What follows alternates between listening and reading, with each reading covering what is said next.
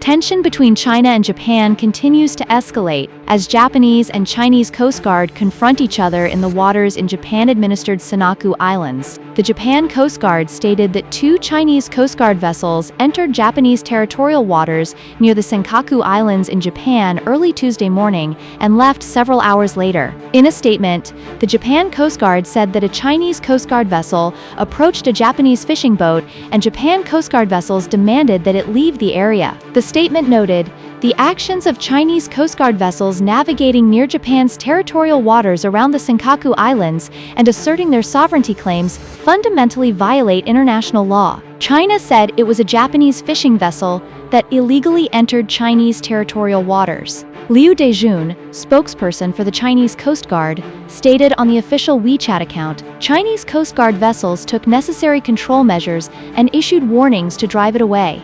This is the second confrontation between China and Japan in 2 weeks.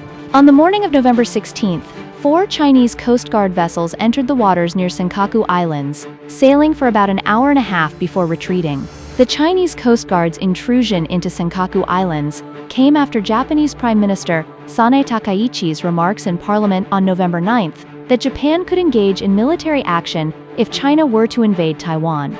The Chinese Communist Party, CCP, has named Senkaku Islands as Diaoyu Islands and claims them as its territory.